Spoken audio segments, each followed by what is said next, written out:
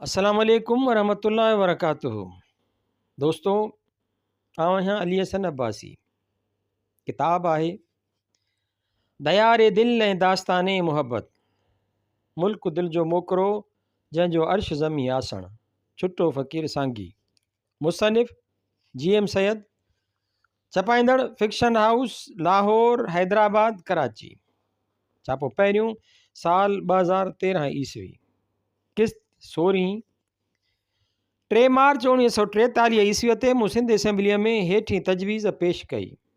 18 हीअ असेंबली सिंध सरकार खे सिफारिश थी करे त वायसराय हिंद जे मार्फत बादशाह सलामत जी हुकूमत खे सूबे सिंध जे मुस्लमाननि जे जज़्बात ऐं ख़्वाहिश खां वाक़ुफ़ु करे त जंहिं सूरत में हिंदुस्तान जा मुस्लमान मज़हब, फ़लसफ़ा हयात, मुआशरती रस्मुनि, अदब, रिवायात, सियासी ऐं इक़्तिसादी अक़ीदनि जे जुदा हुअण सबबि हिकु जुदा क़ौम आहिनि। तंहिं करे जुदा क़ौम जी हैसियत में हिंदुस्तान जे जंहिं ख़िताए ज़मीन में हू अक्सरियत रखनि था, उते हू आज़ाद ऐं ख़ुदि मुख़्तार क़ौमी हुकूमतुनि क़ाइमु करण जा हक़दार आहिनि। उन करे सिंध जा मुस्लमान पुरज़ोर तरीक़े सां राय जो इज़हार था कनि त खेनि को बि अहिड़ो आइन क़बूल न थींदो जो खेनि हिकु मरकज़ी हुकूमत में ॿी अक्सरियत वारी क़ौम जे मातहत रहण लाइ मजबूर करे। ईंदड़ हालतुनि हेठि ज़िंदगीअ खे आज़ाद ऐं पंहिंजे नुक़्ताए ख़्याल मुताबिक़ बसर करण लाइ उहो ज़रूरी आहे त खेनि पंहिंजूं क़ौमी हुकूमतूं क़ाइमु करणु ॾिनियूं वञनि। तंहिं करे का बि अहिड़ी कोशिश जा हिंदुस्तान जे मुस्लमाननि खे संदन मर्ज़ीअ जे ख़िलाफ़ु हिकु मर्कज़ जे मातहत रखंदी सा खेनि क़बूल न आहे, बल्कि अहिड़ी कोशिश लाज़मी तौर मुल्क में खाना जंगी, नामुनासिब ऐं ख़ौफ़नाक नतीजनि जी सूरत हाल अख़्तियार कंदी। उन ई ठाराह पेश करण बाद जा मूं तक़रीर कई, उन मां के टुकड़ा मुलाहिज़े लाइ पेश करियां थो। जनाब सदर, आउं हिन ठाराह ज़रिए सिंध जे मुस्लमाननि जी एवज़ीअ जी हैसियत में हिंदुस्तान जे 10 करोड़ मुस्लमाननि जे मुतालबे पाकिस्तान खे हिन दीवान में पेश करे रहियो आहियां।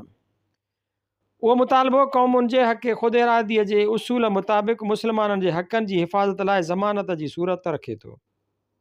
दुनिया अॼुकल्ह सियासत जे उन ई इर्तिकाई दौर मां गुज़री रही आहे जो दौर हर क़ौम खे हिकु जहिड़नि मौक़नि ऐं हक़नि सां आज़ादीअ जी नेमत माणण लाइ उमीदूं ॾियारे रहियो आहे। उहा आज़ादीअ जी तमन्ना हुई जंहिं हिंदुनि ऐं मुस्लमाननि खे ख़ुलूस दिलि सां जिदोजहद करणु, तकलीफ़ुनि सहणु ऐं क़ुर्बानियुनि लाइ आमादा पे कयो आहे। आउं खे यकीन थो ॾियारियां त मुस्लमान क़ौम जंहिं अंग्रेज़ी हुकूमत खां अॻु 700 वरी हिंदुस्तान में हुकूमत कई हुई, तंहिंखे संदसि नफ़्सियाती साख़्त, क़ौमी किरदार ऐं रिवायात करे हिंदुस्तान जे आज़ादीअ लाइ एतिरी ख़्वाहिश ऐं जज़्बो पे रहियो आहे जहिड़ो हिंदुस्तान जे ॿियनि रहाकुनि खे आहे। पाकिस्तान जी घुर मुस्लमाननि जी जुदा क़ौम हुअण जी बुनियाद ते कई वञे थी, पर बरे सगीर हिंद जाग्राफियाई तौर हिकु मुल्क शुमार करे नथो सघिजे, बल्कि उनखे हिकु मुल्क सॾणु हक़ीक़तुनि जे बरक्स थींदो।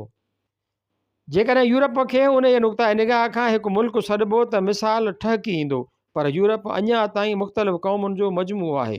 उहो फेडरेशन जे दर्जे ताईं बि पहुची न सघियो आहे। हिते जेकॾहिं गुजरात ऐं सिंध सूबनि जा मिसाल वठिबा त हक़ीक़तुनि ते पूरी रोशनी पइजी सघंदी। बावजूदु ॿिन्हिनि जे सरहद मिलियल हुअण जे हिकु सूबे मां ॿिए सूबे में पहुचण लाइ 28 कलाक लॻी वञनि था, छाकाणि जो ॿिन्हिनि जे विच में वॾो ऋणपट हायल आहे। ॿिए तरफ़ फ्रांस ऐं जर्मनी जो मिसाल वठिबो त मालूम थींदो त जर्मनी पहुचण में सिर्फ़ु 5 मिंट लॻनि था। हिंदुस्तान बरे सगीर थी सघे थो। यूरोप, अफ्रीका ऐं उत्तर ऐं ॾखण अमेरिका जा मिसाल साणसि मुशाबत रखनि था।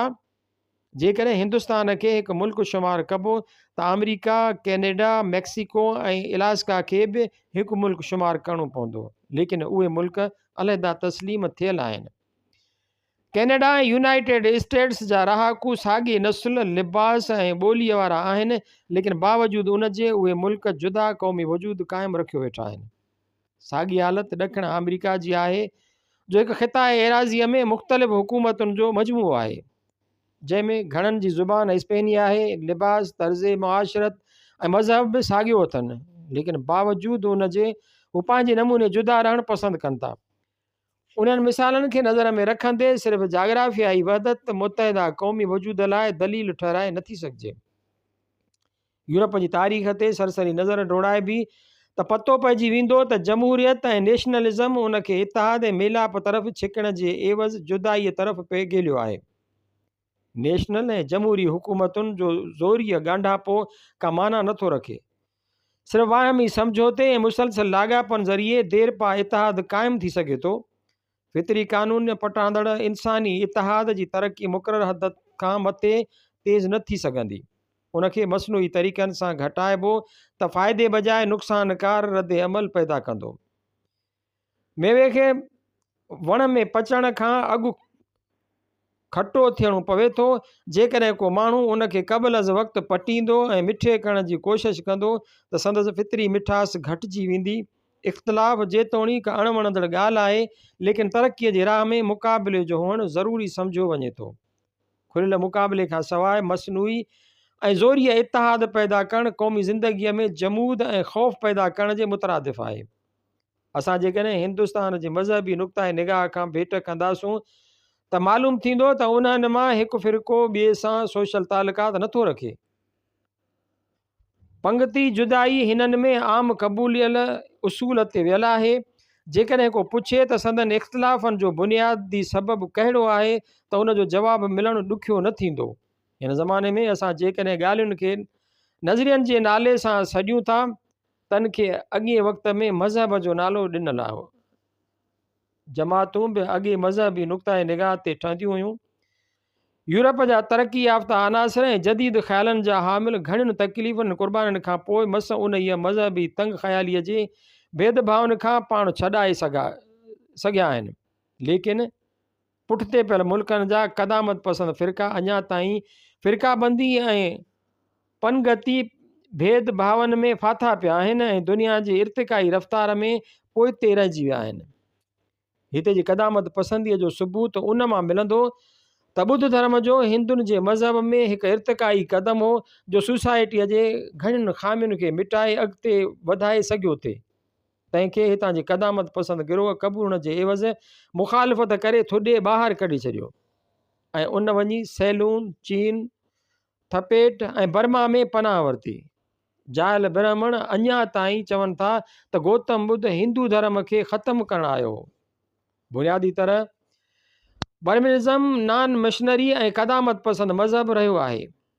संदन चवण मुताबिक़ ब्राह्मण सिर्फ़ु ॼमी पैदा थींदो आहे, ॿियनि मज़हबनि मां शुद्ध थी ब्राह्मण बणिजी नथो सघे। को बि माण्हू केतिरियूं सरोयतूं या समर्थियूं खणी ॼाणंदो हुजे ऐं नस्ल बि आर्या मां हुजे, पर न ब्राह्मण न खत्री बणिजी सघे थो। अलबत्त वैश्य या शूदर बणजण लाइ रस्ता खुलियल अथसि।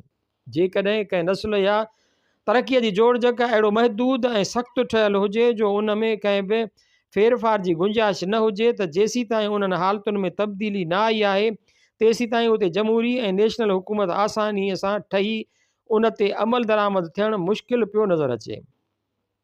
पोइ उन ई मज़हबनि जे इख़्तिलाफ़नि ते रोशनी विझंदे मूं चयो त जेसीं ताईं ॿिन्ही मज़हबनि जे अवाम मां कटरपणो घटि न थियो आहे, उन वक़्त ताईं उन्हनि जो गॾिजी हिकु क़ौमी कालब में समाइजणु मुश्किल पियो नज़र अचे।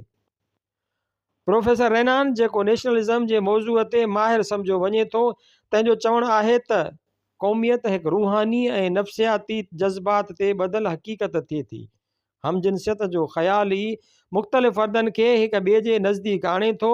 उहा हमजिनसियत ॿिधारी तलवार मिसल आहे, जा जेकॾहिं कन खे हक़ीक़तुनि जे बुनियाद ते गॾे थी त कन खे हिक ॿिए खां धार करे थी। आम तरह ईअं पियो चवण में अचे त अवाम लाइ इक़्तिसादी मसइलो बनिस्बत मज़हबी पनगती नज़रियनि जे ज़्यादा अहमियत रखे थो ऐं उन ई मसइले खे पूरी तरह सुलझाइण बाद फ़िरके वाराना सवाल अज़ ख़ुदि ख़तमु थी वेंदा। लेकिन समाज जी मौजूदा ज़हीन ऐं पनगती पस्त हालीअ में उन ई मसइले जो तुर्त हल नज़र ई कोन थो अचे। जेकॾहिं असांजो आख़िरी मक़सदु हिकु आज़ादु ऐं तरक़ी याफ़्ता मुतहदा क़ौम बणाइण जो आहे, त उन जो बहितर ज़रियो उहो आहे त हिंदुनि ऐं मुस्लमाननि खे संदन अक्सरियत वारियुनि एराज़ियुनि में उन्हनि जे कल्चर, फ़िलासफ़ी ऐं रिवायात जे मद्देनज़र तरक़ी करण लाइ मुनासिब मौक़िया ऐं सहूलियतूं मुहैया कयूं वञनि, त पोइ अॻिते हली हू ख़ुशनुमा मुरकब जो मजमूओ बणिजी पवंदा। जमहूरियत जी माना अवाम जी हुकूमत आहे, पर उन अवाम जो हमजिन्स हुअणु सभ खां ज़रूरी आहे। उन लाइ आज़ादाना तौरु बिना ख़ौफ़ ऐं ख़तरे जे कमु करण लाइ दरमियानी अरसे जी ज़रूरत आहे। 1938 ईस्वीअ खां मुस्लिम लीग में शरीक थियुसि। 1940 ईस्वीअ में मुस्लिम लीग वज़ारत जो रुकन बनियुसि। साल जे आख़िर में सिंध जे मुस्लमान असेंबलीअ मेंबरनि में इतिहाद आणे प्रोग्राम मूजिबि अवाम जी तरक़ीअ वास्ते वज़ारत तां इस्तीफ़ा ॾिनी। साॻे साल जिन्ना साहब मूंखे सिंध मुस्लिम लीग खे मुनज़िम करण लाइ ऑर्गेनाइज़ेशन कमेटीअ जो चेयरमैन मुक़ररु कयो। जंहिं बाद मूं मुस्लिम लीग जे मक़सदु पाकिस्तान जे लाइ सिंध जी गोशा गोशा में वञी प्रचार कयो। उन करे मूंखे जून 1941 ईस्वीअ में ऑल इंडिया मुस्लिम लीग जी वर्किंग कमेटी जो मेंबर नामज़द कयो वियो। 1943 ईस्वीअ में मूंखे सूबे सिंध मुस्लिम लीग जो सदर चूंडियो वियो, जंहिं उहिदे ते 1945 ईस्वीअ जे आख़िर ताईं रहंदो आयुसि। 1943 ईस्वीअ जे आख़िर में ऑल इंडिया मुस्लिम लीग कराचीअ जे आख़िरी इजलास वक़्तु इस्तक़बालिया कमेटीअ जो सदर हुउसि। इजलास जी कामयाबीअ लाइ हथुल इम्कान कोशिशि कयमि। उन वक़्तु धारे मूंखे ऑल इंडिया मुस्लिम लीग जे मजलिस अमल जो मेंबर नामज़द कयो वियो। उन ज़माने में मूंखे मुस्लिम लीग अंदरि रही कमु करण करे मुंहिंजी सियासी ऐं मज़हबी मालूमात में इज़ाफ़ो थियो। तजुर्बे बाद आहिस्ते थी मुंहिंजी ख़ुशफ़हमीअ जा ख़्वाब परेशान थियण लॻा। मालूम थियण लॻो त मुस्लिम लीग जमात जो इस्लाम सां वास्तो कोन हो। उन जे कारकुननि मज़हब खे अवाम खे धोखे ॾियण लाइ इस्तेमालु थिए कयो। उहा जमात यूपी ऐं सीपी मुस्लिम मुस्तक़िल मफ़ाद लाइ कमु करे रही हुई। मुस्लमाननि जी जुदागाना क़ौम जो वजूद ई कोन हो। मुस्लिम लीग वज़ारतूं ज़मींदार ऐं वॾनि माण्हुनि जे तबक़ाती ऐं ज़ाती मफ़ाद लाइ हलायूं थिए वयूं। मुस्लिम लीग लीडरशिप इब्नुल वक़्ती हिरसो हवस जी ॼार में फाथल हुई। उन्हनि उसूल परस्तीअ खे बेवकूफ़ी सम्झी उन ते खिलियो थिए। हिननि खे अवाम जी ज़रूरियात ऐं तकलीफ़ुनि सां का बि दिलचस्पी कान हुई। दौलत ऐं सियासत इक़्तिदार जो हुसूल मुस्लिम लीग हाई कमांड वटि अहम ॻाल्हि हुई। सरकारी निज़ाम में हुकूमत जी ततहीर ऐं मुल्की तामीर जा मसइला हिननि क़बल वक़्तु सम्झी पाकिस्तान जे हुसूल ताईं पोइते ते उछलाए छॾिया। हिननि इख़लाक़ी ऐं जमहूरी उसूलनि खे बेमानी ॻाल्हि सम्झो थिए। मुस्लिम लीग जे नाले सां अवाम खे मुनज़िम करण जो ख़्यालु ग़ाइबु थियणु लॻो। हिंदुनि खां वधीक हाणे मुस्लिम वॾेरनि अवाम जो इस्तेसाल करणु शुरू कयो। मुस्लिम लीग जी वाग यूपी ऐं पंजाबी मुस्तक़िल मफ़ाद जे हथ में हुई। अंग्रेज़नि जी मुस्लिम लीग खे पुष्टि ॾिसी सिंधी वॾेरा इक़्तिदार जे हुसूल ख़ातिर सिंध जे मसइलनि खे विसारणु लॻा। एतिरे क़दुरु जो जंहिं क़ानून इंतकाल एराज़ीअ लाइ असां लड़ंदा आया हुआसीं, उनखे जॾहिं सिंध असेंबलीअ पास कयो त मुस्लिम लीग लीडरनि उन जी मंज़ूरी न ॾिनी, छाकाणि त हाणे हिंदुनि जी जाइ हिननि खे वालाइण जो इरादो हो। असांखे कहिड़ी ख़बर त जंहिं पाकिस्तान लाइ असां राति ॾींहुं कमु कयो थिए सो अॻिते हली गुलनि जे हार बदिरां सूरनि जो सॻड़ो बणिजी पवंदो। उन में सिंध जे वजूद खे मिटाइण लाइ कोशिशूं थींदियूं। उन में सिंधियुनि जे जुदागाना क़ौमी वजूद खां इनकार कयो वेंदो। उनखे महाजर पंजाबी साम्राज्य जी कॉलोनी तौरु कत बांधो वेंदो। उन में सिंधी वॾेरनि जा ज़हन मस्क करे सियासी तरह गुमराह कयो वेंदो। उन में सिंध जे हज़ारनि वरियनि वारी ज़ुबान सां माटे जी माउ वारो बर्ताव कयो वेंदो। उन जी नौकरियुनि, वापार, कारखाननि, बैंकुनि, ज़मीनुनि, इक़्तिसादी इदारनि ते महाजर पंजाबी मुस्तक़िल मफ़ाद खे मुसलत कयो वेंदो। जहिड़ीअ तरह उन जे क़याम लाइ महिनत करणी पई सो अहिड़ीअ महिनत सां उनखे ड्राइण लाइ कमु करणो पवंदो सो। मिजाज़ी इश्क जा तजुर्बा। ज़िंदगीअ सां वास्तो रखंदड़ हर ॻाल्हि साॻी हालत में क़ाइमु रहणी न आहे। जीअं जानवर ऐं माण्हुनि ॼमी सगीरपण, सने बलूग, जवानी ऐं पीरीअ जे मरहलनि मां गुज़रनि था, अहिड़ीअ तरह साणनि वास्तो रखंदड़ शयुनि जी हालत रहे थी। शख़्सी तबियत, इल्मु, अक़ुलु, लॻ लाॻापा बदिलबा रहनि था। उहे ॻाल्हियूं न सिर्फ़ु शख़्सनि सां वाबस्ता आहिनि, पर क़ौमुनि जे मुआशरे, तहज़ीब, नज़रियनि, मज़ाहिब सां बि उन जो वास्तो रहे थो। मूं मिजाज़ जे ॿिनि मरहलनि जो अॻियनि फ़सलनि में ज़िक्र करे उन में पंहिंजे तजुर्बनि ऐं तासुरनि जो अहवालु ॾिनो आहे। उन्हनि ॿिन्ही दौरनि खे ऐं जेकॾहिं जामिया लफ़्ज़ सां सॾियां त रोमांस जो ज़मानो थी सघे थो, जंहिंमें हक़ीक़तुनि सां घटि वास्तो रहियो थिए, ख़्याल आराई, तख़य्युल ऐं मुबालिग़े सां ज़्यादा हो। जवानीअ जे वक़्तु माण्हू हक़ीक़तुनि खे मद्देनज़र रखी अमली तरह कमु करे थो। हिन दौर में मुंहिंजी उहा हालत हुई। ऐं अॻे चई आयो हुउसि त शख़्सी मिजाज़ 3 सबबनि करे वक़ूअ में अचे थो: जिनसी ख़्वाहिश, तिबी उनस, हम ख़याली। आउं जॾहिं पहिरें मीम दोस्त सां लाॻापे में हुउसि त जीअं मथे ज़िक्र कयो अथमि त नादानिस्ता तौरु मुख़्तलिफ़ सबबनि करे उन तरफ़ छिकिजी वियुसि। उन जे दौर में पंहिंजी दुनिया बनाए ज़मीन खां मथे खजी ख़याली दुनिया में उॾामणु लॻो हुउसि। लेकिन गुज़श्ता दौरनि जे तजुर्बनि बाद हक़ीक़तुनि जे मुंहुं मुक़ाबिल थियण करे आहिस्ते आहिस्ते थी उहे ख़याली तसवुर ग़ालिब थियण लॻा। मालूम थियण लॻो त हर शख़्सी मिजाज़ में घणो हिसो नादानस्ता तौरु जिनसी ख़्वाहिश जो थिए थो, जंहिंखे मथे चाढ़े आशिक़ रूहानियत जे दर्जे ते पहुचाइण जी कोशिश कनि था। हाफ़िज़ शिराज़ी उन जी तशबीह हेठी तरह करे थो: अज़ान अफ़यून के साकिए दरमी अफ़गंद हरीफ़ान राना सरमानद न दस्तार। माना साकी शराब में जो आफ़ीम विझे थो उहो अहिड़ो तेज़ थिए थो जो पीअंदड़ जो दिमाग़ सालिम नथो रहे। मूंखे बि अॻिते हली हिन दौर में पतो पवणु लॻो त मुंहिंजो हुन रोमांस में बि नादानस्ता तौरु घणो हिसो जिनसी ख़्वाहिश जो हो, जो हेठियनि सबबनि करे घटिजणु लॻो। नंबर 1, शादी हुअण करे जिनसी ख़्वाहिश जे पूराए जो इंतज़ाम हो। नंबर 2, मुआशरे जे इख़लाक़ी क़दरुनि जो असर मुसलत हो में। नंबर 3, मज़हबी तरबियत ऐं उन जे असर ममानियत थिए कई। नंबर 4, मिजाज़ खे हक़ीक़त जी चाढ़ी सम्झण करे ख़ौफ़ हो त उन ख़्वाहिश जी पूराई करे बुनियादी मक़सदु फ़ौत थी वञण जो इम्कान हो। नंबर 5, जिनसी ख़्वाहिश 2 तरीक़नि सां पूरी थी सघे थी। हिकु नाजाइज़ जिनसी ख़्वाहिश जो पूराओ जंहिंजी मुआशरे, इख़लाक़, मज़हब ऐं रूहानी कशिश इजाज़त नथी ॾिनी। ॿी, शादीअ ज़रिए हिन रफ़ीक बने पूरे करण सां हालतुनि मुताबिक़ उहा बि मुमकिन न हुई। उन जे करे मूं ज़बरदस्ती पंहिंजे नफ़्स अमारा ते कब्ज़ो रखी दोस्त जे बाग़ हुस्न जे गुलनि सुंघण या मेवनि चखण खां परहेज़ कई। उन जो नतीजो उहो निकितो त शराब ख़ालिस मां आफ़ीम जे निकिरी वञण करे उन जो जुनून साज़ असर घटिजी वियो ऐं आसमान मां लही हेठि ज़मीन ते अची पहुतुसि। हाणे दोस्तीअ लाइ बाक़ी 2 कारण वञी रहिया हुआ: हिकु, हम नफ़्सी सोबत, ॿियो हम ख़याली लाॻापो। उन मां पहिरियों कारण निहायत दलफ़रेब हो। अवल में ॾींहंनि जा ॾींहं उन जी सोबत में रही निहायत ख़ुशि पियो गुज़ारींदो हुउसि। उहो हिकु नशो हो जंहिं मां उम्दो सुरूर मुयसरु थियो थिए। पर मुंहिंजी ज़िंदगी सिर्फ़ु हिकु तरफ़ न हुई, मज़हब, इल्म, अमल सां बि वास्तो हो। उहे रातियूं ऐं ॾींहं जे सुरूर जे हालत में गुज़ारियमि थे त मूंखे पंहिंजी ॿियनि ॻाल्हियुनि जे फ़र्ज़ अदाईअ में रुकावट थिए विधी। हाणे मूंखे फ़ैसिलो करिणो पियो त या मवालिन वांगुरु दोस्त जी सोबती सुरूर ऐं लहू ऐं लाभ में गुज़ारियां या ज़िंदगीअ जी तकमील लाइ उन जी ॿियनि शोबनि खे वक़्तु ॾियां। मूं अॻे ई मज़कूरा बाला 3 शोबनि में चङी तरक़ी कई हुई। उन करे बक़ौल हाफ़िज़ शिराज़ी नगवेम के हमें साल में परस्ती कुन से माहे में खोरो नहा माहे पार साकी बाश।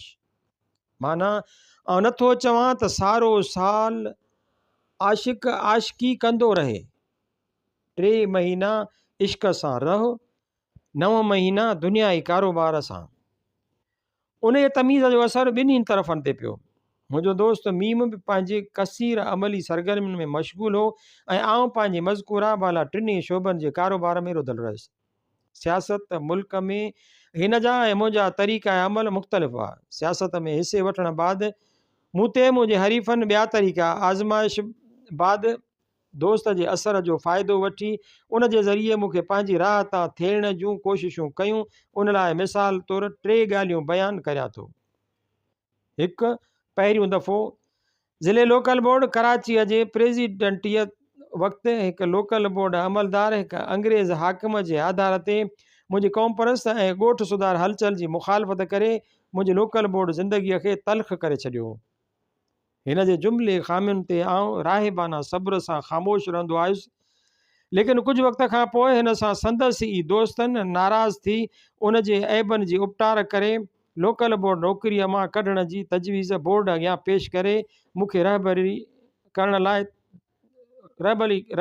लाइ तार रस्ते ॻोठां घुराए वरितो। उन ते हिन अमलदार ॿियो रस्तो न ॾिसी अची मुंहिंजे दोस्त मीम जो सहारो वरितो, जंहिं ते दोस्त मूंखे हुन जी मुखालफ़त करण खां रोकियो। मूं हेठियनि सबबनि करे आण मञी। हिकु, दोस्त जी बेइंतहा असर खां इनकार करे न सघियुसि।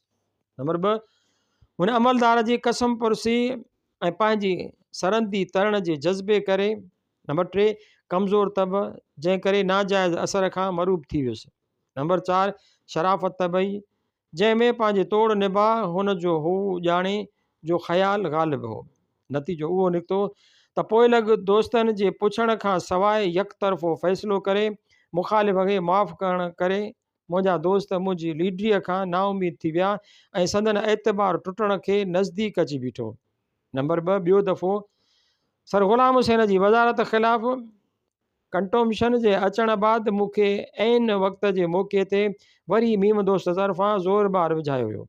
पर हिन दफ़े कुझु अॻे तजुर्बे, कुझु ख़ान बहादुर अला बख़्श जे मशवरे ऐं कुझु सीन दोस्त जी मदद अहिड़ी कमज़ोरीअ खां बचाए वरितो। न त मुमकिन हो आईंदा आउं सियासत में को अहम किरदारु अदा करे सघां, न वरी मूं ते को सियासी तौरु एतबार ई करे सघे हा।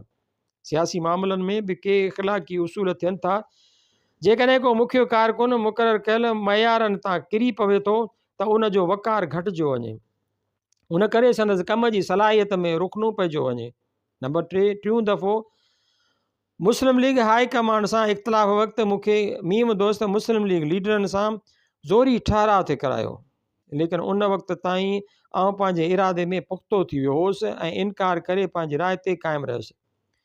उन्हनि अहिड़ियुनि ॻाल्हियुनि खे मद्देनज़र रखी मूंखे संदसि सोहबत में रहण जी वक़्त खे घटाइणो पियो, जो मूंखे मालूम थियो त उहा जाइ हाणे मुंहिंजे लाइ सियासी आराइश खां आराम वठण वारी न रही आहे, बल्कि ख़िलाफ़ मसलहत जे फासिजण जो कोड़को थी पई हुई। उन करे हाणे गुज़िरियल रुमान सवारे दौर जो ॿियो पहलू ॾिसण में आयुमि। ला अहब अल फिलेन, माना रफ़्तार थींदड़ शयुनि सां मुहबत नथो करियां, चई पांद बचाइण लॻुसि। जॾहिं फ्री मेसनरीअ में दाख़िल थी रहियो हुउसि त उते मूंखे ॿुधायो वियो हो त मेसनरी जे जंहिं बि लालच में पहिरीं दाख़िल थिजे, उन खां पोइ जेकॾहिं केतिरनि सबबनि करे ॿियनि लाजनि में दाख़िला वठणी पवे त बि असुल लाज, जंहिंखे मुदर लाज सॾिबो आहे, खां मुंहुं न मोड़बो आहे। मूं साॻी तरह मीम दोस्त लाइ साॻी इज़त ऐं एतराम बरक़रार रखियो आहे। शाह साहब फरमायो आहे त मुंहुं जनी जे मुंहुं ॾिठो मुंहुं मेहार जो, सो अथम साह सऊं उहो घड़ो आऊं कीअं घोरियां। हाणे कुझु अहवाल दोस्त सीन बाबति बि बयानु करियां थो। हिन औरत सां मुंहिंजो लाॻापो जज़्बाती न हो, सियासी दुनिया में रहण करे अक्सर पियो मिलणु थींदो हो। हिन औरत जी समूरी दुनिया सियासी हुई, हिन जूं दोस्तियूं ऐं मुखालफ़तूं सियासी हुयूं। मूंखे ख़बर आहे त हुन जा दोस्ताना तालुकात केतिरनि माण्हुनि सां हुआ, पर उहे जिनसी ख़्वाहिश या जज़्बाती सदुन खां बालातर हुआ। उन्हनि जो कारण सियासी या समाजी लाॻापा हुआ।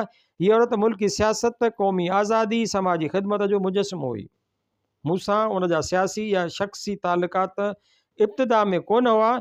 जॾहिं खां तालुकात थिया त हिन कॾहिं बि मुंहिंजे सियासी ॻाल्हियुनि में दस्त अंदाज़ी न कई, सवाइ मशवरे, मदद ऐं हमदर्दीअ जे। सियासी मामलनि में हिन सां घणो वक़्तु वास्तो रहियो आहे, जंहिंजा मुख़्तलिफ़ दौर गुज़रिया आहिनि। उन करे हिन जे 100 खां मथे ख़तनि मां चंद हेठि पेश करियां थो, उमीद त उहे यकमुश्त नमूना ख़रवार जो कमु ॾींदा। हिकु ख़त पंहिंजो उन ॾे मोकिले ॾींदुसि। कराची 14/11/1940 ईस्वी। प्यारा भाउ सैद, मूंखे तुंहिंजे तंदुरुस्तीअ जो फ़िक्र रहे थो। मूंखे ख़बर मोकिल त हिन वक़्तु तुंहिंजी हालति कीअं आहे। अॼु गुरु नानक जे जनम जो ॾींहुं आहे। हुन असां वटि हिंदू मुस्लिम इतिहाद जो पैगाम आंदो हो। राम रहीम क़ुरान परान कहे मत एक। ख़ुदा करे उन जे पैगाम जी अॼु संदसि जनम ॾींहुं सही माना सम्झी सिंध जी तारीख़ में नऊं वर्क वरायूं ऐं असां पाण खे सिंध ऐं हिंद जा फ़र्ज़ंद ऐं न्याणियूं सम्झी मुल्क जी आज़ादीअ जी सफ़े अवल में खड़ा थी पियूं। उहा मुंहिंजी दुआ आहे। अलाह असां सभिनी खे तॾहिं ई मंज़िल मक़सूद ते पहुचाईंदो जॾहिं असां जूं दिलियूं साफ़ ऐं सचियूं हूंदियूं। बिरादर में अज़ीज़, अचो त असां सही रस्ते ते हलूं। अलाह शल असांखे ग़लति रस्तनि ते हलण खां बचाए, पोइ यकीन आहे त असां मंज़िल ते पहुची सघंदासूं। तुंहिंजी मादरे वतन जी मुहबत में ख़ैर ख़्वाह भेण सीन। बहितर थींदो त उन ख़त जे पस मंज़र बाबति कुझु ज़िक्र करियां। हीउ उहो वक़्तु आहे जॾहिं आउं पंहिंजे दोस्त सीन जी नागहानी वफ़ात करे अफ़सरदा दिलि हुउसि। उन वक़्तु धारे मूं वज़ारत तां इस्तीफ़ा ॾेई अलाह बख़्श खे वज़ारत में आणे सिंध में आल पार्टीज़ वज़ारत बनाइण जो क़दम खयों हो। आईंदा जे लाहे अमल ते ग़ौर करण लाइ सन में अची एकांत में रहण लॻो हुउसि। बहितर थींदो त वधीक ख़त ॾियण खां अॻु टे दोस्त बाबति ज़िक्र पेश करियां। हिन सां वाक़फ़ियत पर पुटु बिरादरम मीरा मोहम्मद शाह जे मार्फत थी हुई, जंहिं हिकु ख़त ज़रिए हिन जो तारीफ़ करायो हो। उन ख़त जो टुकड़ो मुलाहिज़ा लाइ पेश करियां थो। जॾहिं मूं उन माउश खां संदसि तारीफ़ लाइ इल्तिजा कई त हिन हेठियूं अहवाल पेश कयो। हिकु आवारा सिर परेशान दिलि सरासीमा वाराफ़्ता औरत आहियां, जंहिंजे रगुनि में वालिद जे तरफ़ां ट्यूटस अफ्रीका जे अरब शेख जो खून ऐं वालिदा जे तरफ़ां हिकु फ्रांसीसी जागीरदार जे धीउ जो खून इख़्तिलात थियल आहे। पेरिस यूनिवर्सिटी जी ग्रेजुएट ऐं London school of economics G diploma हासिलु कयल आहियां। हिंदुस्तान जी सरज़मीन जो शौक़ु 8 वरनि जी उमिरि खां स्कूल में पढ़ंदे दामनगीर थियुमि, जंहिं लंदन वञी अंग्रेज़ी सिखण ते मजबूर कयुमि। फिलासफ़ी ऐं इथिक्स अख़लाक़ियात सां ख़ासि दिलचस्पी अथनि। सरज़मीन हिंद में कनि वॾनि आसरनि ऐं उमीदुनि जी तरह अची निकितसि, पर साहिल मुराद ते पहुचण खां अॻु नाख़ुदा जी बेवफ़ाई ऐं कुझु अदाईअ जो शिकार थी कहरे ग़म व अलम में मुब्तला थी वई आहियां। उन ये बयान ॿुधण बाद मुंहिंजो सॼो जिस्म कांढारजण लॻो। अफ़सोस जो पारसीअ में दरक न अथसि, जेतोणीकि अरबीअ में माहिर आहे। तामे तनावुल करण खां फ़ारिग़ थी हयातीअ जे दक़ीक़ नुक़्तनि ऐं ख़ल्क़त इंसान जे अमीक मसइलनि ते गुफ़्तगू करणु लॻासीं। संदसि ख़्याल में दिलि जी ख़ुशी ऐं इत्मीनान हासिलु करणु हयातीअ जो लुब लुबाब आहे। उन मक़सद हासिलु करण लाइ का बि कसर न छॾिजे, चाहे इंसान खे जिस्म ख़ाकीअ खे क़ुर्बान छो न करिणो पवे। तंहिं करे आइडियलिस्ट खे जमायत जे दस्तूरनि ऐं रिवाजनि खे मिसमार करे बि मंज़िल मक़सूद खे पहुचणु घुरिजे, न त हयातीअ जो मक़सदु हिकु खेल ऐं तमाशो थी पवंदो। उन ते मूं हिन खां हिकु सुवालु पुछियो त इंतिहाई ऐं दाइमी ख़ुशी ऐं इत्मीनान क़ल्ब कीअं हासिलु करे सघजनि था, ऐं उन्हनि खे हासिलु करण बाद इंसानु छा करे सघे थो ऐं उनखे कहिड़ो फ़ाइदो रसे थो। जवाब में चयाईं त दाइमी ख़ुशी हिकु अणॾिठल वहम ऐं गुमान खां मथे हक़ीक़ी अशिया ऐं राज़हाए हयात जो मालूम करणु आहे, जंहिंजी जुस्तजू ऐं ॻोल्हा में हज़ारनि वरियनि खां दरवेश फ़िलसूफ़ ऐं अहले दिलि माण्हू पे रहिया आहिनि। के उन ई राह में हलंदे गुज़र करे विया, कनि खे उन ई आइडियल जी झलक महू हैरत बनाए छॾियो। मग़रिब खे छॾे मशरिक़ तरफ़ मूंखे उहो इश्तियाक़ छिके आयो आहे। आउं सिर्फ़ु एतिरो चई सघां थी त उन सिटाणे सफ़र में हिकु हम ख़याल, हम नफ़्स, बा कमाल, बा वफ़ा, बेग़र्ज़ ऐं सचे दोस्त जो साथ हुजणु तस्कीन जो सबबु ऐं सहारो थिए थो। पोइ दो दिल यक शोनद बशकुंद कोहेरा वांगुरु इंसान जी दस्तरस लामहदूद थी पवंदी। हिन खे पारस हथ अची वेंदो, जंहिंखे लॻाइण सां ख़ाक बि सोन थी पवंदी। इत्मीनान क़ल्ब हासिलु थियण बाद हू न रुॻो पाण मुस्तफ़ीद थींदा, पर आसपास खे बि रंगे सघंदा। ॿियो नुक़्तो जो बयानु कयाई सो उहो हो त अक्सर माण्हू जिस्म ऐं उन सां तालुक़ु रखंदड़ शयुनि खे वधीक प्यारो रखंदा आहिनि ऐं उन्हनि जी ख़ुशीअ खे हक़ीक़ी सम्झंदा आहिनि। आइडियलिस्ट जो तालुक़ु रूह सां आहे। हू फितरत जी पाबंदी कंदे दाइमी ख़ुशीअ जो मुतलाशी आहे, ऐं मटीरियलिस्ट जिस्म जी रज़ामंदी ख़ातिर आर्ज़ी ख़ुशीअ ते राज़ी थियो वञे। उन ते हिकु दोस्त मज़ाक़ तौर खेसि चयो त जे जिस्म खे तो वटि फ़ोक़ियत न आहे त तोखे तुंहिंजे जिस्म जे कंहिं बि उज़वे जी हिफ़ाज़त जी परवाह न हूंदी। उन ते चयाईं त बराबरि मूंखे उज़वनि जी परवाह न आहे, पर जेसीं ताईं उन्हनि जो रूह जी पाकीज़गीअ सां तालुक़ु आहे तेसीं ताईं उन्हनि जी हिफ़ाज़त मूं लाइ लाज़मी थिए थी। लेकिन जिस्मी ख़्वाहिश खे एतिरे क़दुरु वधणु न ॾिबो जो बुनियादी शइ यानी रूहानी ख़ुशीअ जी जुस्तजू विसरी वञे। उन नूह जी गुफ़्तगू करणु ऐं अहिड़े बुलंद हौसले ऐं फ़लसफ़ा हयात जी बारीक नुक़्तनि जे उपटार बाद बेअख़्तियार अव्हां जो नालो पेश कयुमि त मुंहिंजो हिकु अज़ीज़ उन ई राह जी रहनुमाई बाबति कुझु ख़बर ॾिए। बाक़ी असां इंसाननि जी उते पुॼत न आहे। पाण अव्हां सां तबादला ख़्याल जो इश्तियाक ॾेखारियाई। ख़ैरु नियापो असां पहुचायो, आईंदा पाण मालिक आहियो। साणसि पहिरियों ऐं पोयूं दफ़ो मुलाक़ात सेप्टेंबर 1940 ईस्वीअ ते बम्बईअ में थी। उन मौक़े ते दोस्त सीन बि साण हो। सारो ॾींहुं मीटिंग ऐं ॿियनि मौक़नि ते सीन सां गॾिजण जो मौक़ो मिलंदो हो ऐं शाम जो 4-5 दफ़ा ते दोस्त खे मिलणु थियो ऐं कलाकनि जा कलाक मुख़्तलिफ़ मसइलनि ते गुफ़्तगू थी। आख़िरी ॾींहंनि ते घणो वक़्तु मूंसां गॾु हुई ऐं स्टेशन ताईं उमाण आई। उनखां पोइ आउं मोटी अची पंहिंजे सियासी मामलनि में मशगूल रहियुसि।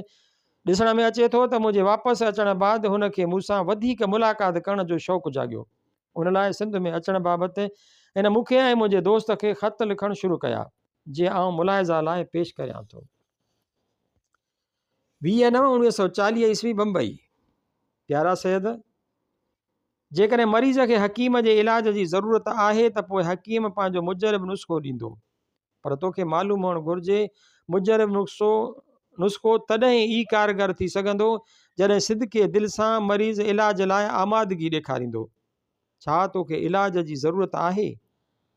आउं तुंहिंजी हा या न जे जवाब लाइ इंतज़ारु कंदसि। उनखां पोइ ॾिसण में अचे थो त मूं खेसि को जवाबु न ॾिनो आहे। उन करे हिन हेठियों ख़त मुंहिंजे दोस्त ॾे लिखियो। ख़त 25 सेप्टेंबर 1940 ईस्वी। बम्बई। प्यारा मीरा शाह, मूंखे तुंहिंजो गुज़िरियल ख़त पतो उन जे अदबी तर्ज़ खां वधीक उन जे मवाद मूं ते असरु विधो। मूंखे ख़बर पई आहे त तूं कहिड़ो न मुंहिंजो वफ़ादार ऐं ख़ैरख़्वाह दोस्त आहीं। उहो मुंहिंजे उमेदुनि खां मथे आहे। मूंखे उहो अरमान न थींदो त मूं पंहिंजे दिलि जो राज़ उन ई माण्हूअ खे ॿुधायो आहे जो सही राज़दान न आहे। आउं तोखे साॻे एतमाद सां पंहिंजो अहवालु साफ़ दिलीअ सां मोकिलींदी रहंदसि जेतिरे क़दुरु मुमकिन थी सघंदो। जीअं त तुंहिंजी सलाह ऐं रायो मुंहिंजे दिलि ते रोशनीअ जी झलक आणींदो जो मुंहिंजी ज़िंदगीअ जी तारीख़ ऐं ऊंदाहे गोशनि में मदद ॾेई सघंदो। तुंहिंजे ख़त में हिकु जुमिलो आहे जो पूरी तरह मूंखे सम्झ में नथो अचे, जेतोणीकि निहायत अहम ॾिसण में अचे थो। आउं तोखे अर्ज़ु कंदसि त उनखे खोले लिखी मोकिल। उहो जुमिलो हीअ आहे त आउं सिदके दिलि सां तुंहिंजे ख़्वाबनि जी ताबीर ॾिसणु घुरां थो ऐं पूरी तरह कोशिशि कंदुसि त तोखे हू पंहिंजे दिलि में जॻह ॾिए। बावजूदि हिन जे त वटसि मुंहिंजी पहुच घटि आहे, ऐं तुंहिंजे लाइ हिन इश्तियाक जो पूरो अहसासु रखां थो। उन जुमिले जी माना मूंखे सम्झ में नथी अचे, छाकाणि त मूंखे मिस्टर सैद जी तबियत जो पूरो पतो न आहे। शायदि तोखे उनजो वधीक पतो आहे। मूं सिर्फ़ु उन जे अंदर में टुॿी ॾिनी हुई, जेतोणीकि उहा काफ़ी हुई त आउं हिन बहिरे बेपायां जी गहराईअ जो पतो कढी सघां। मूं ॾिठो आहे त मूंखे हुन जी सोबत मां रोशनी नसीब थींदी। जंहिं रस्ते रहबरी हासिलु करे हिन जी सोबत मां रोशनी नसीब थींदी, हिन जी सोबत हेठि आउं मंज़िल मक़सूद ते पहुची सघंदसि। मूंखे पतो न आहे त हुन जो मंज़िल मक़सूद कहिड़ो आहे, उन बाबति आउं ऊंदहि में आहियां, पर मूंखे यकीन आहे त जेकॾहिं हू घुरे त मुंहिंजे लाइ रहबरी करे सघे थो। प्यारा शाह, उहा तजवीज़ निहायत उम्दा आहे त संदसि ॻोठ में तूं हालीडे मल्हाइणु घुरी थो। आउं उन मौक़े ते संदसि इल्म मां मुख़दर हासिलु करे सघंदसि। मुमकिन आहे त हू मूं में ॿहिराड़ीअ जहिड़ा सांतीका माहौल में वधीक दिलचस्पी वठे। आउं घुरां थी त को वक़्तु हू ॿियनि कमनि खां आजो थी मुंहिंजे दिलि जे गहराइनि में वञी मूंखे उन्हनि ज़ंजीरनि मां आज़ादु करे जंहिं मूंखे बेकार ॻाल्हियुनि में फासाए छॾियो आहे ऐं मूंखे निजात जी राह ॾियारी आहे। हीअ मुंहिंजी ज़िंदगीअ में जोत जलाए सघे थो। हिन वक़्त ताईं मूं झंगली जानवर वांगुरु पे गुज़ारियो आहे, पंहिंजी जबलतुनि ऐं वजदान जी मातहत पे गुज़ारियो अथमि। जेकॾहिं हू घुरे त उन खां मूंखे टोड़े सही राह ते आणे सघे थो। उन खां अॻु आउं पंहिंजे मुस्तक़बिल बाबति को बि फ़ैसिलो करे नथी सघां। जेसीं ताईं शांतीअ जो तालुक़ु आहे, मूंखे को बि शक न आहे त उहो मुंहिंजी ज़िंदगीअ जे उन ॻाल्हि सां वास्तो रखे थो जंहिंखे ज़ाहिरी चई सघिजे थो, उन ज़ाहिरी ॻाल्हियुनि जो मूं वटि क़दुरु सिर्फ़ु उन वक़्त ताईं आहे जेसीं ताईं उहे रूहानी सुञाणप में मददगार थी सघनि। तंहिं करे तूं सम्झी सघीं थो त उन सिलसिले में सैद पंहिंजी आज़ादी बरक़रार रखी सघे थो, बावजूदु उन जे आउं हिन सां तालुक़ु रखी सघां थी। आउं ज़ाल थी रहणु नथी घुरां, उन जी माना में जंहिंमें उनखे हिन दुनिया में सम्झियो वञे थो। उन खां अलावा मर्द ऐं औरत जे विच में ॿिया तालुक बि थी सघनि था, जे अहिड़ा ई घाटा ऐं अमीक या उन खां बि वधीक ॻूढ़ा थी सघनि था, जहिड़ा ज़ाल ऐं मुड़ुस में थियनि था। ऐं उन करे कंहिं बि सूरत में हिन जी घरू ज़िंदगीअ में रुकावट न थींदसि ऐं हिन जी सियासी कारोबार में ॿोझो न थींदसि। आउं हिन सां उन हद ताईं वाबस्ता रहणु चाहियां थी जेतिरे क़दुरु हू रहण जी इजाज़त ॾींदो। ऐं सम्झां थी मुंहिंजो संदसि नज़दीक हुअणु संदसि लाइ बि कारआमद थींदो। उन में मुंहिंजे लाइ दाइमी ख़ुशी थींदी। प्यार मां ते। उहो ख़त मूंखे ॾेखारियो वियो ऐं दोस्त जे जज़्बात ऐं ख़्वाहिश खां वाक़ुफ़ु कयो वियो। लेकिन हिन वक़्त ताईं आउं औरतुनि जे रोमांटिक आबेस मुहबती तख़युल जे तसलुत खां कुझु वक़्तु थी चुको होसि जो मूं सम्झो त हीउ बि मथसि हिकु आरज़ी दौर जो वक़्तु गुज़रण बाद झको थी वेंदो। हीउ आरज़ी दौर हो जो वक़्तु गुज़रण बाद झको थी वेंदो। आउं कंहिंजी रूहानी रहनुमाई करे सघां हा सा मूंखे ख़बर न हुई। ख़ुद गमे सत करा रहबरी कुंद, माना जो पाण गुमराह आहे सो ॿियनि जी कहिड़ी रहबरी करे सघंदो। उन करे मूं उन ॻाल्हि खे एतिरी अहमियत ॾिनी जेतिरीअ जी उहा लाइक़ु हुई। सिगोई मूंखे ॿियो ख़त लिखियाई जो हेठि ॾिजे थो। बेच कैंडी बम्बई 6 अक्टूबर 1940 ईस्वी। मुंहिंजा प्यारा सैद, मुंहिंजे अॻे पेश कयल नुस्खे तो ते हिन हालत में असरु न कयो थो ॾिसिजे। उन जो कारण उहो आहे त हकीम ऐं मरीज़ जे विच में मुफ़ासिलो घणो हो। उहो दस्तूर आहे त हकीम जो मरीज़ जे भर में हुअणु ज़रूरी आहे त वक़्त ब वक़्तु उन जी नज़रदारी करे मदद करे सघे। उहा मुंहिंजी ग़लती हुई, पर उन जो कारण उहो बि हुजे त जेकॾहिं तूं कोशिशि करी हा ऐं पंहिंजी ज़रूरतुनि खां पूरी तरह हकीम खे वाक़ुफ़ु करी हा त तोखे हकीम फ़ाइदो पहुचाए सघे हा। मूंखे पतो आहे त तुंहिंजे लाइ उहा ख़बर पहुचाइणु नामुमकिन न हो, पर मुंहिंजे लाइ एतिरे पंध तां पतो लहणु मुश्किल मसइलो आहे। ऐं अञा तुंहिंजे दर्जे ते पहुची न सघी आहियां ऐं उहो तो ते छॾियल आहे त मूंखे पाण जहिड़ो कर।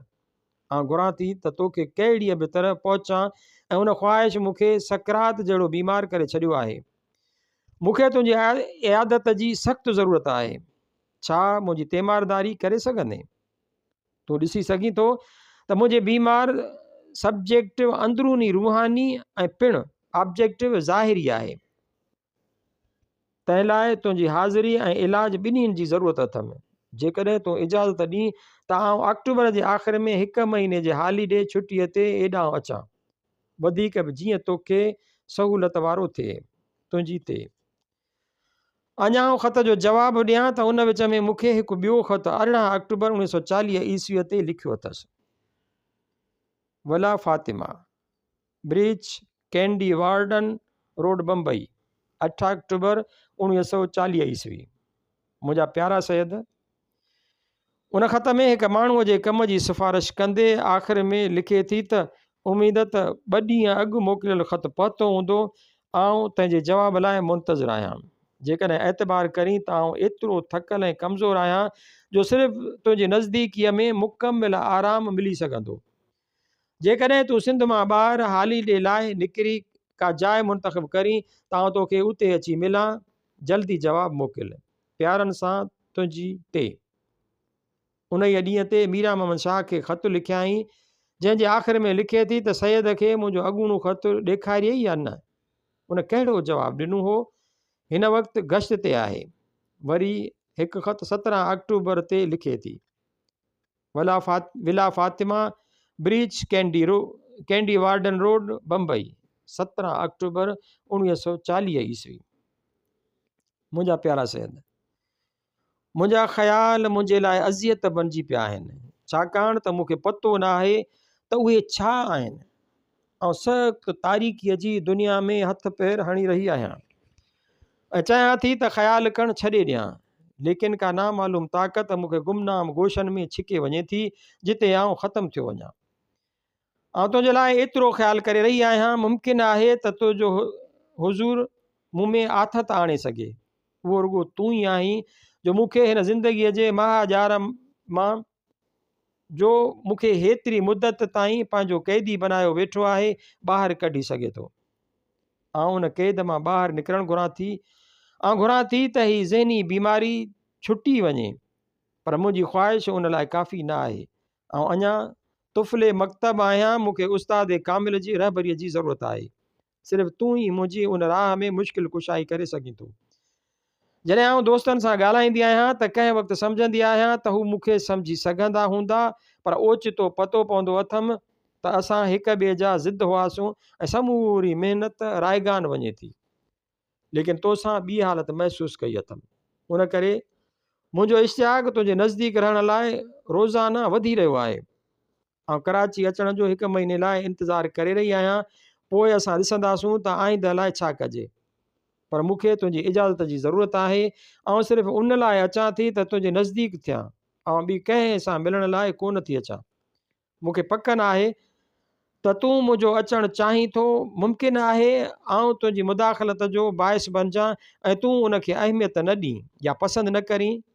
मुमकिन आहे ॿिया समाजी लिहाज़ उन लाइ मान्य बणिजनि। आउं घुरां थी त तुंहिंजे एतिरो वेझो गुज़ारियां जेतिरो समाजी तरह मुमकिन हुजे, या जेतिरो वेझो रहणु घुरे। मूंखे पतो न आहे त तूं उन लाइ कहिड़ी तरह इंतज़ारु करे सघंदे। जेकॾहिं तूं ॿाहिरि छुटी वठी निकिरी सघीं या ॻोठ में रही सघीं त बहितरु थींदो। बहरहाल कंहिं न कंहिं तरह जे तूं मुंहिंजो अचणु क़बूली त पोइ पाण ई तरीक़ो ॻोल्हे लहंदे। मूं मीरा मोहम्मद शाह खे लिखियो हो, जंहिं जवाबु ॾिनो हो त तोसां गुफ़्तगू करण खां पोइ जवाबु मोकिलींदो। मूंखे डपु आहे त हू मूंखे पूरी तरह सम्झी न सघियो हुजे, पर मूंखे यकीन आहे त तूं ज़रूरु सम्झंदे। तंहिं करे उहो तो ते छॾियलु आहे त फ़ैसिलो कर। तुंहिंजो वफ़ादार ते। उन विच में आउं कराची ज़िले जी गश्त ते वियल हुअसि। उन वक़्त में आउं सिंध हुकूमत में वज़ीर हुअसि ऐं उन में पूरी तरह कमु न करण सबबि तंग थी इस्तीफ़ा ॾियण जो फ़ैसिलो करे छॾियो हुउमि। ज़िले में गश्त वक़्तु तक़रीरुनि में मूं आम माण्हुनि खे हक़ीक़तुनि खां वाक़ुफ़ु करे पंहिंजी वज़ारत छॾे आम राय खे मुनज़म करण जे इरादे खां आगाह पे कयो, जंहिं लाइ पंहिंजी बम्बईअ जे गश्त वक़्तु मिस्टर जिन्ना सां बि मशवरो करे छॾियो हुउमि। हिन दोस्त जा मूंखे ऐं बिरादरम मीरा मोहम्मद शाह खे ख़तनि पुठियां ख़त पिया आया। उन करे हू मूं वटि टंडो मोहम्मद ख़ान में आयो ऐं खेसि आयल ख़त ॾेखारे इजाज़त घुरियाईं त दोस्त खे सिंध में थाणे बूला ख़ान घुराइजे, जिते भाउ साहिबु आराम लाइ रहंदो हो। उन ते खेसि घुराइण जो फ़ैसिलो थियो। उन वक़्तु धारे हिकु ॿियो ख़त बि मीरा मोहम्मद शाह खे लिखियाईं, जंहिंजो हिकु पन्नो ग़ाइबु थियलु आहे, पर बाक़ी हिसो हेठि ॾियां थो। Villa Fatima, bridge, candy warden road, Bombay, 18 अक्टूबर 1940 ईस्वी। प्यारा मीरा शाह, तुंहिंजो ख़त हाणे पहुतो आहे। मूंखे हिते पहुचण में 1 हफ़्तो लॻो आहे, जंहिंमां पतो पवे थो त तूं कंहिं ॾूराहीं बरपट जे ख़याबान में आहीं। मूं तुंहिंजो ख़त 2 दफ़ा पढ़ियो आहे, वधीक दफ़ा पढ़ंदसि, छाकाणि त उन जे मवाद खे चङीअ तरह सम्झणु चाहियां थी। तंहिं करे तोखे मूंखां हिन खां पोइ बि ख़त पहुचंदा। हीउ ख़त सिर्फ़ु तुंहिंजी मूं में दिलचस्पी ऐं मदद जी शुक्रगुज़ारीअ लाइ लिखी रही आहियां। आउं तोसां क़बूलु करियां थी त हर ॻाल्हि सयद बनिस्बत मुंहिंजे लाइ वॾी अहमियत वारी थिए थी ऐं तुंहिंजो ख़त मूंखे क़ीमती इल्म जो ज़ख़ीरो पहुचाए थो। आउं तुंहिंजी कहिड़ी तरह शुक्र अदाई करियां त तूं मुंहिंजे ख़ातिर तकलीफ़ वठी वञी हुन सां गश्त में मिली ऐं अहवालु कयो। मूंखे ख़ुशी थी आहे जो उन करे मामिलो उनखे पूरी तरह सम्झ में अची सघंदो। उमेद त हाणे हू उनखे असांजी तसली मूजिबि फ़ैसिलो करे सघंदो। उन विच में मूं बि 2 ख़त खेसि मोकिलिया आहिनि। पोयूं ख़त काल्ह मोकिलियो अथमि, जंहिंमें पंहिंजो मतमाए निगाह साफ़ तौरु बयानु कयो अथमि। 1 पन्नो ग़ाइबु। हयातीअ में हिन क़िस्म जी ख़ुशी ऐं हक़ीक़ी ज़िंदगी अहम आहे। आउं उन मवाद सां तामीर थियल आहियां जंहिंसां के थोरा ठहियल हूंदा। असांजी समाजी ज़िंदगीअ जो मयार मूं ते को बि असरु न करे सघे थो। जॾहिं आउं तहरीक में अचां थी तंहिं करे जेतिरे क़दुरु सिहत सां वास्तो आहे मूंखे पंहिंजे आसाइश जो फ़िक्रु न आहे। मूंखे उन ॻाल्हि जी ज़रूरत आहे त जेतिरो जल्द थी सघे ऐं कुझु वक़्त ताईं हुन जे असर हेठि रही पाण सुञाणे सघां ऐं हुनखे सुञाणां। मूंखे ख़्यालु आहे त हू बि साॻीअ तरह सोचींदो हूंदो। जेसीं ताईं हुन जे जिस्म जो वास्तो आहे मूंखे उहो मुश्किल मसइलो नथो ॾिसण में अचे। उन सिलसिले में जेके वाक़िअ थिए या न थिए उन जो फ़िक्रु न आहे। उन मसइले में सिर्फ़ु आउं साफ़ आहियां, आउं शांतीअ सां वफ़ादार रही आहियां ऐं रहणु घुरां थी, ऐं आउं वहम ऐं गुमान में बि उन सां बेवफ़ा थियणु नथी चाहियां। सिहत जो मामिलो अलहदा आहे। हू मुंहिंजी शांतीअ सां तालुकात ते असर अंदाज़ न थींदो। उन ॻाल्हि जो जॾहिं पतो पियुमि त अजब वठी वियुमि, पर हाणे उहो मसइलो साफ़ थी वियो आहे ऐं ख़ासि तरह उन जे मामले में सैयद बनिस्बत साफ़ आहियां। पर मुमकिन आहे त उन जे असर हेठि अचण बैदि मुंहिंजी साबित क़दमी ऐं मुस्तक़िल मिज़ाजी टुटी पवे, बावजूदि उन जे जो सैयद सां छे बि थी पवे। ऐं पंहिंजी बदनी आज़ादी क़ाइमु रखंदुसि, शांतीअ सां बि साॻी आज़ादी क़ाइमु रखी आहे। ऐं कंहिं बि हालत में शादी न कंदुसि। मिस्टर सैयद खां सिंध में अचण लाइ ख़त जो इंतज़ारु करे रही आहियां, पर तूं ख़त लिखंदो रहिजि। उहो संदसि आख़िरी ख़त हो।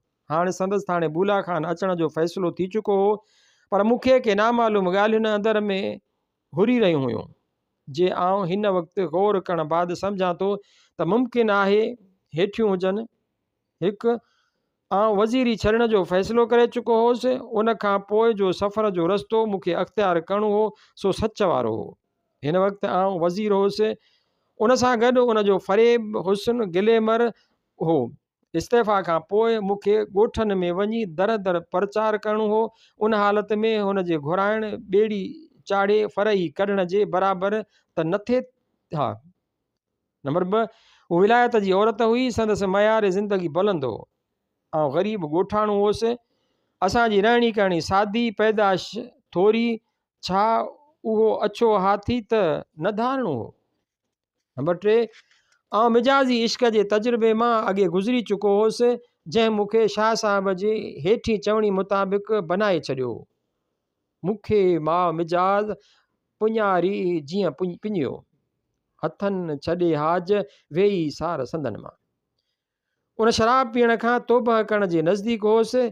छा वरी तौबह टोड़े उन में फासजण जो इम्कान न हो। नंबर 4, हिन दोस्त खे सवाइ ज़हनी लाॻापे ऐं रूहानी कशिश जे मुंहिंजे लाइ जिन्सी कशिश हुई न सियासी लाॻापो।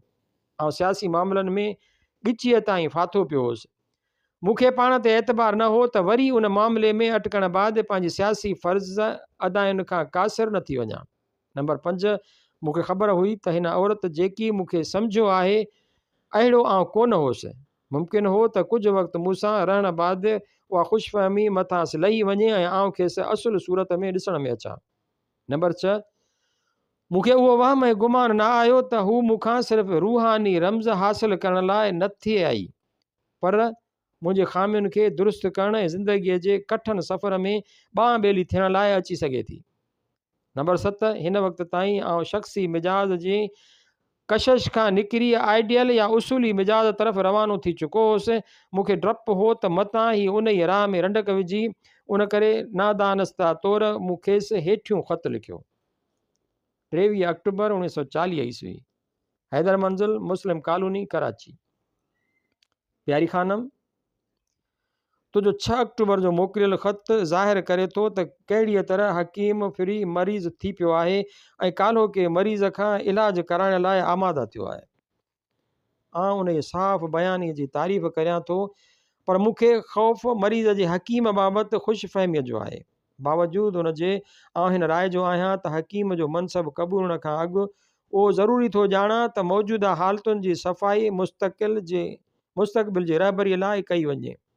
नंबर 1, उहा हक़ीक़त आहे त तूं उन माण्हूअ जे नज़दीक रही फैज़ वठण थी घुरी जंहिंखे संदसि थोरनि मुलाक़ातुनि में तूं पूरी तरह सम्झी न सघी आहीं, जंहिं संदसि गुफ़्तगू ज़रिए तुंहिंजे दिलि ते हैरत अंगेज़ असर पैदा कयो आहे ऐं तुंहिंजे शौक़ तजस्सुस करे तूं घुरी थी त हुन पुरइसरार माण्हूअ जी सही हक़ीक़त खां वाक़ुफ़ु थी।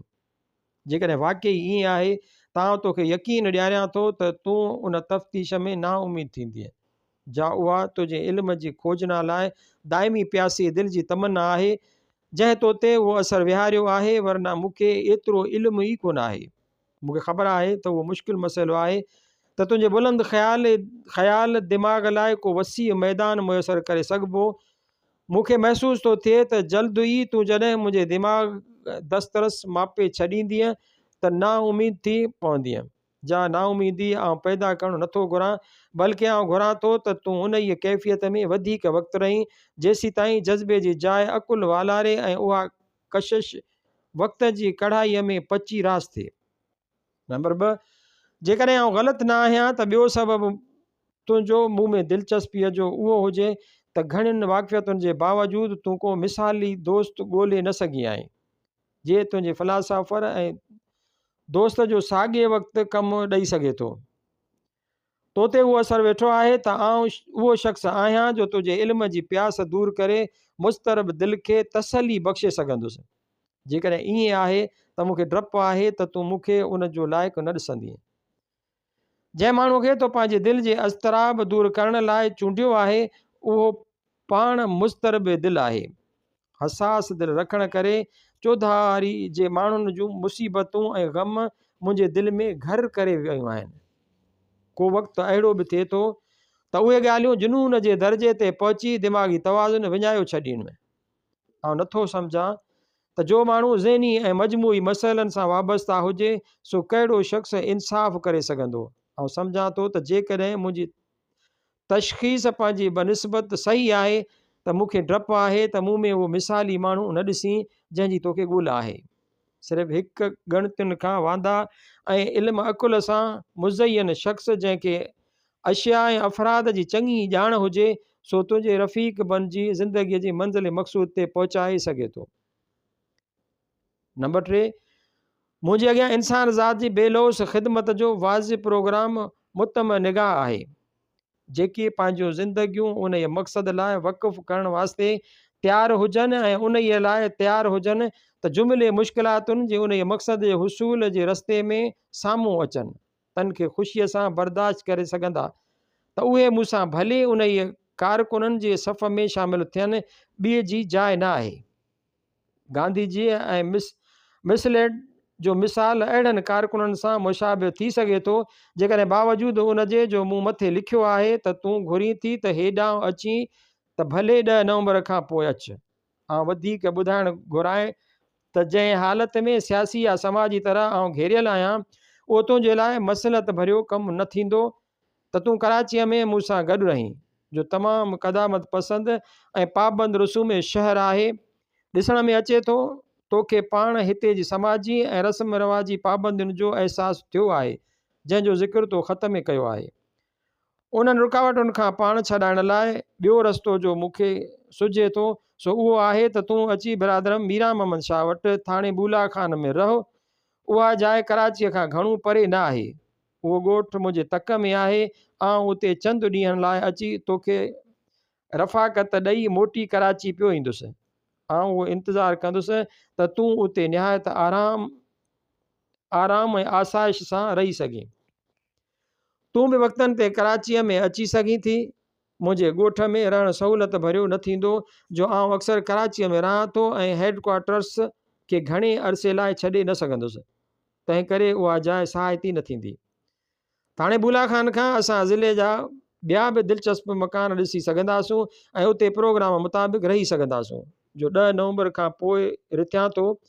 जेकॾहिं तूं दिलि झले अचणु घुरी त मूंखे अॻुवाट इतलाह ॾिज त आउं ज़रूरु इंतज़ाम करियां। GM सैयद।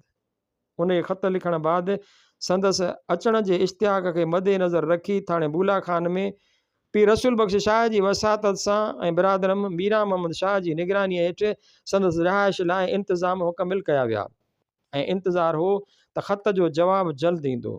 पर चवणी आहे त बंदे जे मन में हिकिड़ी साहिब जी दिलि में ॿी। उन मुताबिक़ ओचितो 3 अक्टूबर 1940 ईस्वीअ ते मूंखे हुन खां हेठीं तार पहुती। सभु ॻाल्हि लाइ शुक्रिया, ऐं इस्पताल में वञा थी। मीरा शाह खे ख़बर ॾे, ईद मुबारक। 3 उन तार इंतज़ार ऐं शक पैदा कया। यकदमि संदसि टेलीफ़ोन ते गुफ़्तगू करणु घुरियमि पर घर बंदि हुअण करे जवाबु कोन आयो। ॿी तरह सां बि पतो पइजी न सघियो। उहो इंतज़ारु 9 नवंबर ताईं हलियो ऐं ॿिए ॾींहुं मिस्टर झांगियाणी इस्लामिक प्रेस जे रुकन खां हेठियूं ख़तु पहुतो। प्यारा साईं, मूंखे अफ़सोस सां इतलाउ ॾियणो पवे थो त मिस तरीक़ी मोसिकस खे गुज़िरियल हफ़्ते में माता जी बीमारी थी हुई। सा अॼु 6 नवंबर 1940 ईस्वीअ ते इस्पताल में गुज़र करे वई। मूंखे मालूम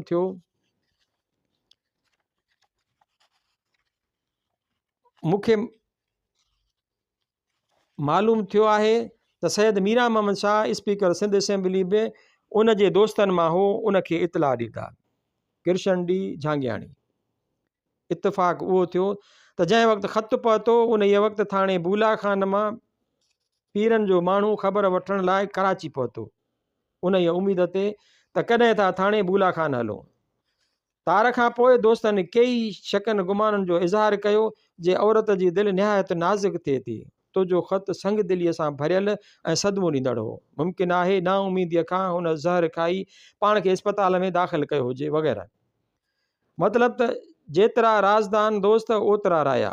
अजन सवाइ संदसि अचण जी तवक़ात ऐं प्रोग्रामनि जो ईअं ओचितो ख़तमु थियण बि गमनाक हो। सारी ज़िंदगीअ में जीअं मूं ॿुधायो आहे 3 औरतुनि सां मुंहिंजी मोहबत जो लाॻापो थियो। पहिरीं मीम हुई, जा ॿिए खे प्यारु कंदी हुई। आउं सिर्फ़ु संदसि बेइंतहा रोमांस जे असर हेठि लहिसजी वियो हुउसि। हम ख़याली ऐं हम आंगी कान हुई। सीन सां सिर्फ़ु सियासी लाॻापो हो। ही ते हिकु औरत हुई जंहिं ॾिसण में अचे थो त मूंखे न सिर्फ़ु प्यारु कयो थिए पर हिकु मिसाली इंसान सम्झी मुंहिंजे नज़दीक वेही रूहानी तरक़ी करण जा ख़्वाब लधा। पर मूं मज़कूरा बाला सबबनि करे उन तरफ़ तवजो न ॾिनो। उन ओचिती वफ़ात मूंखे निहायत सदमो पहुचायो। जज़्बाती त अॻे होसि सो एतिरे क़दुरु असरु थियो त जहिड़ी तरह उन इनक़िलाबी क़दम खयो आहे उन तरह आउं बि कुझु क़दम खणां। शाह साहब जा हेठियां बेत राति ॾींहुं ज़ुबान ते रहण लॻा। अमड़ खण हितां चरखो चीहाड़ियूं करे, मछण होत चितां मूं सोरींदे विसरे।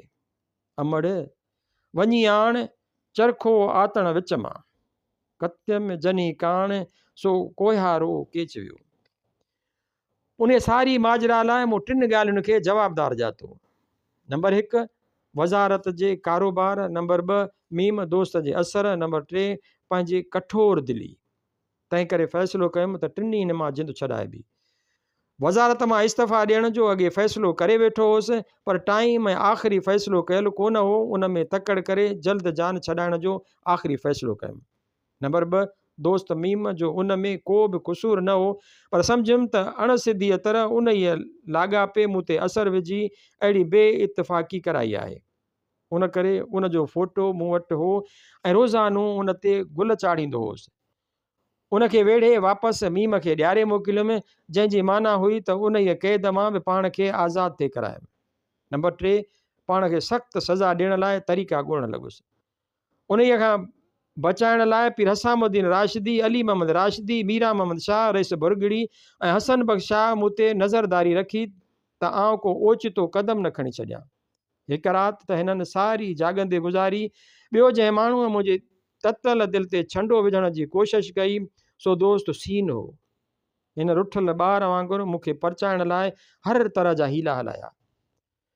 ज़ोरीअ मोटर में चाढ़े घुमाए दिलि विंदराईंदी हुई, घर घुराए चांहि प्यारे गुफ़्तगू करे दिलि खे आथत ॾींदी हुई। मतिलबु त बदन जी बीमारीअ जी तीमारदारी त नर्सूं ख़ूब करे सघनि थियूं पर हिन दिलि जे बीमारीअ जी जंहिं एहतियात ऐं नज़ाकत सां तीमारदारी कई उन 3 क़दम खणण खां बाज़ हाणे ज़िंदगीअ में वरी वेसा पैदा करायो, न त मुकमिल तरह सां दिली शिकस्ता थी चुको हुउसि।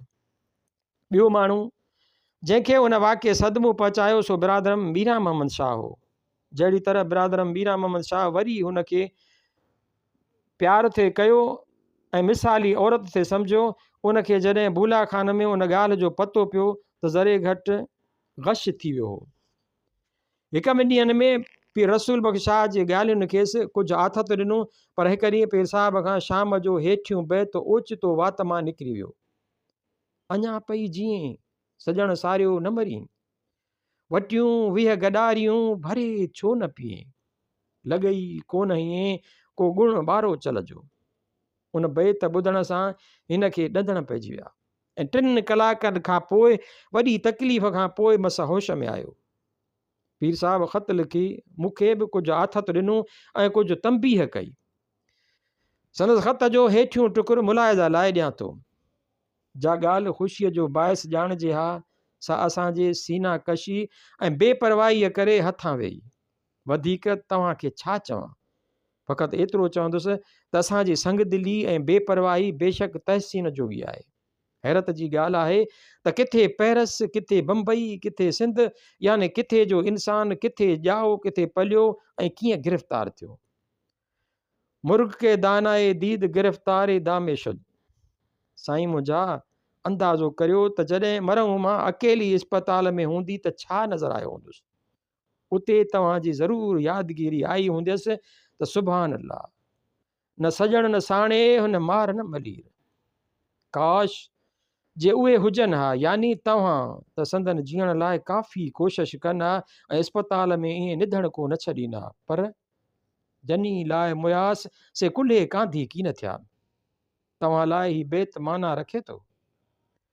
सिकी संग कयोम लिकी छुपी लोक खां, संगत सुपरियां जो अपर मुनो होम, हरण सुमण सूर थियोम थे घंघर घारियां ॾींहड़ा। मिजाज में मूं विसाल जो लुत्फ़ बि ॾिठो हो त फिराक जो ॾुख बि सठो हो, लेकिन तर्क या त्याग रहियल हो जो मिजाज़ी दुनिया में इनक़िलाबी कदम आहे। हू हाणे हासिल थियुमि। संझे मूं न संभालियो त के ओठी कंदा ईअं, कही कमीणी कीअं जॾी राति जतन कई। माण्हुनि जी जवानी ख़ुशीअ में गुज़रे थी, मुंहिंजी सारी अलमीअ में गुज़री। मज़हबी तख़यल जो तजुर्बो ग़लति साबित थियो। इल्मु सही रस्ते जे एवज़ ग़लति रस्तो ॾेखारियो। अमली ज़िंदगी बेनतीजे साबित थी। इल्मु सही रस्ते जे एवज़ ग़लति रस्तो ॾेखारियो, अमली ज़िंदगी बेनतीजी साबित थी। मिजाजी तरह वॾी अलमीअ सां मुंहुं मुक़ाबिल थियुसि। घोड़नि हयूं घणियूं उठनि हई आऊं, जा नीअ गिनंदी ना सा मूं जीअं पवंदी मां मिरे।